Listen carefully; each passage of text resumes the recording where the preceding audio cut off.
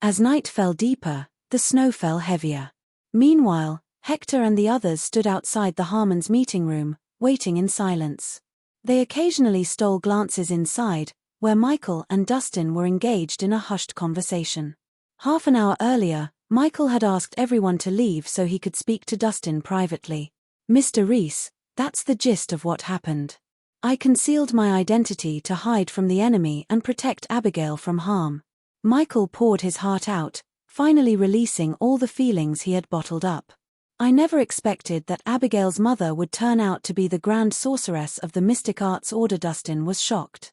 The Mystic Arts Order was known as the most formidable dark faction in existence, composed of talented individuals and high-level experts.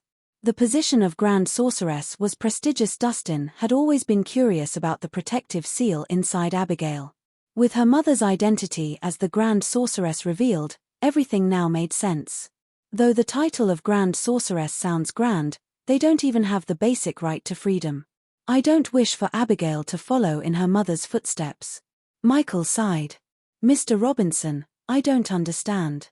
Why are you sharing your secrets with me?" Dustin was confused.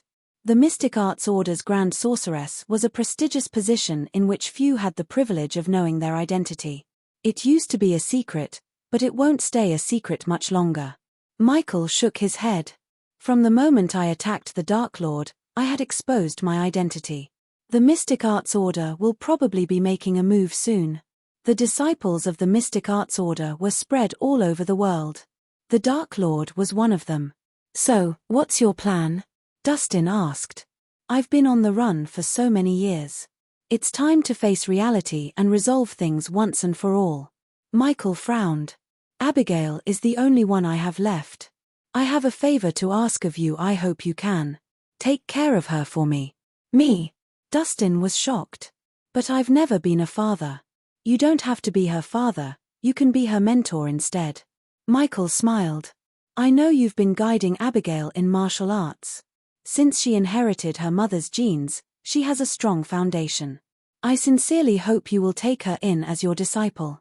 "Mr. Robinson, you think too highly of me. You're a martial arts grandmaster. How could I dare accept her as a disciple with you here?" Dustin scratched his head. "Mr. Rhys, you are too humble. I've been part of the martial arts world for over a decade. I'm good at reading people, too. However, I can't seem to read through you. If I'm not mistaken, you should have already attained the level of a grandmaster. Am I right?" Michael smiled profoundly. "You have a good eye. It's no wonder that you are one of the 5 ultimate grandmasters." Dustin didn't deny it. Some things could be understood without being said aloud. The younger generations are talented. Michael's expression was full of wonder. A young grandmaster martial artist is hard to find in Dragonmarsh. It would be Abigail's greatest honor to be your disciple. "You're too kind, Mr. Robinson. Talents like Abigail are sought after by countless people." Dustin smiled in response. "Does that mean you've agreed?" Michael was surprised. "As long as Abigail is okay with it, I naturally have no problems with it." Dustin nodded. Abigail was talented, and they got along well. He would be happy to take her in as a disciple. "Thank you, Mr. Rhys. I'm extremely grateful." Michael stood up and shook Dustin's hand. "You're welcome, Mr. Robinson. Perhaps I was fated to meet Abigail." Dustin returned the gesture. "All right, I'll send Abigail over to you officially as a disciple tomorrow." Michael nodded in acknowledgement. After another short exchange, Michael left. Dustin's expression turned heavy as he watched the father-daughter duo depart.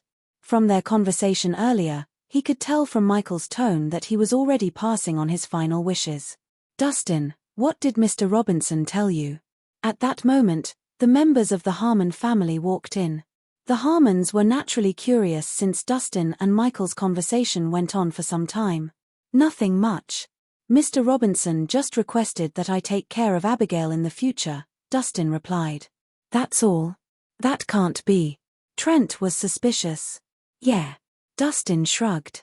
He knew that Abigail's identity as the Grand Sorceress shouldn't be made known for her safety. "All right, let's set aside other matters for now. Our priority is to capture the Dark Lord." As long as he is alive, the Harmons will be in danger. Hector changed the subject. Jacob has gone after him with some of his men. I wonder how he's doing. Trent was slightly worried. Although the Dark Lord was severely injured, he was still a grandmaster martial artist. It would be a challenge to capture him. Mr. Hector, at that moment, the butler rushed into the meeting room, holding a square gift box. What's wrong? Hector looked over at him. Mr. Hector, someone outside just passed us a gift earlier, asking us to deliver it to Mr. Rhys, the butler responded. For me. Dustin was perplexed. What is it? I'm not sure. That person said it was a surprise. The butler shook his head. A surprise? I'm curious now. Dustin smiled as he slowly opened up the box. Everyone else in the room watched, and their expressions transformed instantly. Inside the box was the severed and bloody head of the Dark Lord. Meanwhile, inside the Grant family mansion, Tyler sat alone in his study, engrossed in a game of chess. Suddenly, a fleeting shadow glided by the corner. Moments later, a woman with a mask resembling a water droplet emerged slowly from the shadows. What? Tyler remained focused on the chessboard, never once looking up. Master, I just received news that the Dark Lord failed. He didn't manage to get his hands on the treasure map, the masked woman reported in a hushed voice. What? Tyler's brows furrowed. That trash. I spent all those resources to help him attain the level of a grandmaster, but he ends up not being able to deal with the Harmons. He's better off. Dead. Something unexpected happened today, Master. Michael Robinson appeared and injured the Dark Lord, the masked woman said. Michael Robinson? What was he doing at the Harmons? Tyler was confused. The masked woman replied, based on my investigation, the Harmons helped out Michael once. One half. Guess today was the day he repaid the favor. I didn't expect the Harmons to have hidden a trump card. Tyler was deep in thought. Master, should we kidnap Natasha and threaten Hector to reveal the treasure map? The masked woman suddenly asked. That's a bad idea. Tyler shook his head. Once the existence of the treasure map is revealed, it will attract others' attention. Not to mention, Natasha's identity is somewhat special. Her maternal grandfather is no ordinary person. We can't make a move on her for now. Hector is also stubborn and persistent, so it will be hard to snatch the treasure map from him. Since it's difficult to deal with Hector, let's change our approach. Tyler smiled as if he thought of something. Traditionally, the treasure map has always been kept by the family patriarch. As long as we can sow discord among the Harmons and manipulate the succession of a new patriarch, our problem will be resolved naturally. Master, you are a genius. The masked woman caught on immediately. Go on. There is no room for failure this time. Tyler waved his hand, gesturing for her to leave. Yes, Master. The woman responded and vanished right away.